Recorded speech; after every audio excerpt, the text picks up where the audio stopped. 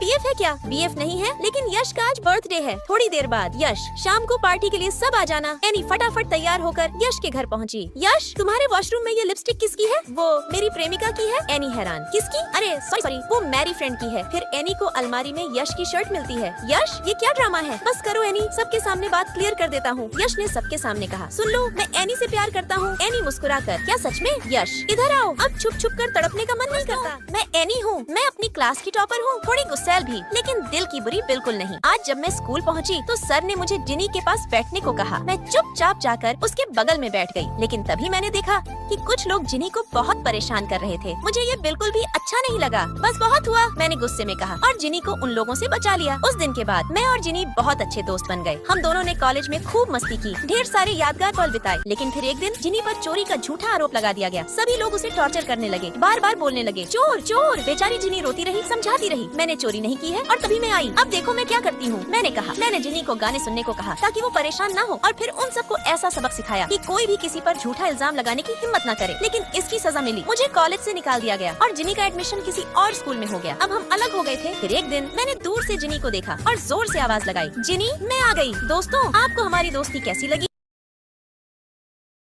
दोस्तों, आप सोच भी नहीं सकते आज मेरे साथ क्या हुआ। लिली ने मुझे पार्टी में इनवाइट किया था। जब मैं वहाँ पहुँची तो लिली ने ताना मारते हुए कहा, आ गई गरीब, अपने गरीब आशिक को साथ नहीं लाई। सब लोग मेरी हंसी उड़ाने लगे। कसम से उस पल मुझे ऐसा लगा जैसे 2 बूंद पानी में डूबकर मर जाऊं। इतना बुरा लगा यार, मैं वहाँ से जाने ही वाली थी, तभी यश आ गया। उसने गुस्से में कहा, जिसने मेरी रानी की बेइज्जती की है, चुपचाप अपना नाम बता दो, वरना सबकी जॉब खतरे में है। सब लोग यश की बात सुनकर हंसने लगे और हमारा और ज्यादा मजाक उड़ाने लगे। यश ने मेरा हाथ पकड़ा और मुझे वहाँ से ले गया। हमने जल्दी से कपड़े बदले और जब वापस आए तो यश ने मुस्कुराते हुए कहा, ये लोग गमवार कपड़ों से लोगों की औकात का अंदाजा लगाते हैं। अब इनकी असली औकात दिखाने का समय आ गया है। तभी लिली ने ताना मारते हुए कहा, मेरा बॉयफ्रेंड महीने का 10 लाख कमाता है। यश ने हंसते हुए जवाब दिया, तो अपने अमीर बॉयफ्रेंड को बोलो अपने बॉस को कॉल करने के लिए। लिली का बॉयफ्रेंड कॉन्फिडेंस से कॉल करता है, लेकिन जैसे ही सामने से आवाज आई वो चौंक गया क्योंकि उसका बॉस यश निकला लगा। मैं एक करोड़पति लड़की हूँ, लेकिन मुझे अपने दम पर कुछ बनना है। माँ, मुझे पैसों की कोई जरूरत नहीं, बस मेरा एक्टिंग देखना। मुझे हीरोइन बनने का शौक था। इसी बीच मैंने लिली को देखा, वह तो बहुत फेमस हो चुकी थी। मैंने खुशी से कहा, लिली अब तो तुम हीरोइन बन गई हो, क्या तुम मेरी मदद करोगी? पर लिली ने हंसते हुए कहा, चुड़ैल, मैं तेरी मदद क्यों करूँ? तेरे जैसों को तो मैं भाव भी नहीं देती। लिली मेरी क्लासमेट थी, लेकिन शूटिंग शुरू होते ही वह सब पर रोब झाड़ने लगी। लिली, तू ऐसा क्यों कर रही है? मैंने उसे समझाने की कोशिश की, पर अगले ही पल एक्टिंग के बहाने उसने मुझे सच में पीटना शुरू कर दिया। अगले दिन उसने जानबूझकर मेरा टिफिन गिरा दिया और फिर मासूम बनकर बोली, सॉरी जिनी, चल मैं तुझे नया टिफिन दे देती हूँ। पर ये उसकी चाल थी। जैसे ही मैं उसके साथ गई, उसने मुझे एक अंधेरे कमरे में बंद कर दिया। मेरा दम घुटने लगा।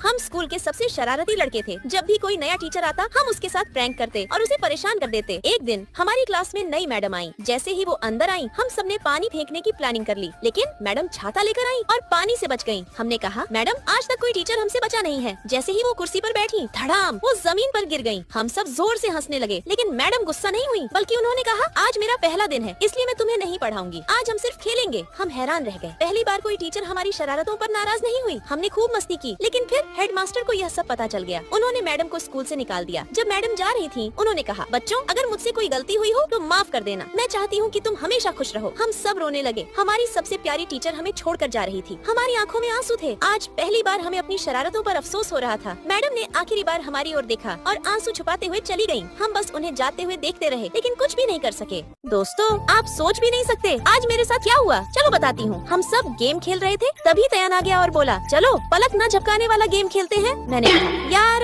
मैं इसके साथ नहीं खेल सकती, प्लीज समझो। लेकिन वो छिछोरे मानते ही नहीं थे। मजबूरी में मुझे भी खेलना पड़ा। जैसे ही मैंने तयान की आंखों में देखा, मेरी हार्ट बीट तेजी से बढ़ने लगी और बढ़ते बढ़ते सीधी सेंचुरी पार कर गई। सब कहने लगे, तेरी हार्ट बीट इतनी तेज क्यों हो रही है? मैं मन ही मन बोली, मैं पहले ही कह रही थी। तभी गलती से बोतल तयान के फोन पर गिर गई। मैंने कहा, सॉरी, मैं अभी साफ कर देती हूँ। जैसे ही मैंने उसका फोन उठाया, उसमें हमारी कॉलेज वाली फोटो लगी थी। मैं हैरान रह गई और फिर मैंने भी अपना फोन निकाला, उसमें भी वही फोटो थी। इसका मतलब वो भी मुझसे प्यार करता है। फिर तयान ने मुझे प्रपोज कर दिया और मैं शर्म से लाल हो गई।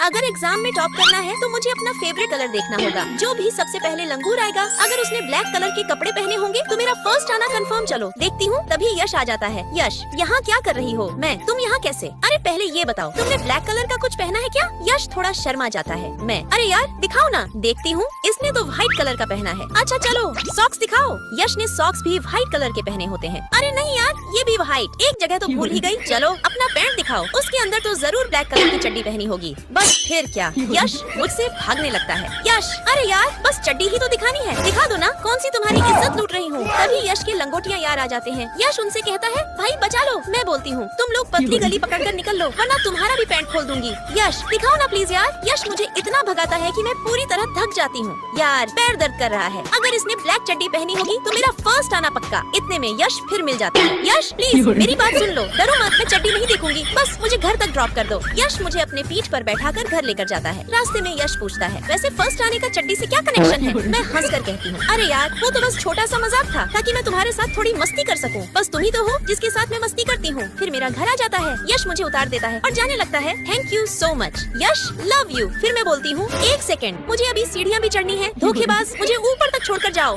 पीरियड आने के कारण मेरे पेट में बहुत तेज दर्द था। तभी मुझे याद आया कैसे यश मेरा ख्याल रखता था जब मेरी तबीयत खराब होती थी, और जब यश शरारत करता था तो कैसे मैं उसके कान पकड़कर उसे डांटती थी। और जब हम खाने साथ बैठते थे तो हम कितनी आपस में बातें किया करते थे, एक दूसरे को हंसाते थे। और आज यश मेरी तबीयत खराब में मेरे पास नहीं है, ये सोचकर मुझे रोना आ रहा है। काश वह मेरे पास होता, मुझे प्यार करता। तभी यश अंदर आता। उसे आते देख मैं सोने का नाटक करने लगती, कहीं उसे पता न चला जाए। और तभी वह मेरे पास आकर मुझे हक करके सो जाता। मैंने सोचा इसकी भैंस की यश को कैसे पता कि मेरे पेट में दर्द है। मैंने सोचा यश मुझसे गुस्सा नहीं है, मैं ही उसको बेकार में डांट दी थी। यश तो मुझसे बहुत प्यार करता है। मैंने कहा, क्यों आए हो मेरे पास? चलो जाओ, मैं तुम्हें माफ करने वाली नहीं हूँ, समझे? मैंने कहा, अभी के लिए माफ कर रही हूँ, आगे से ध्यान रखना, समझे? नहीं तो फिर से मुर्गा बना दूंगी।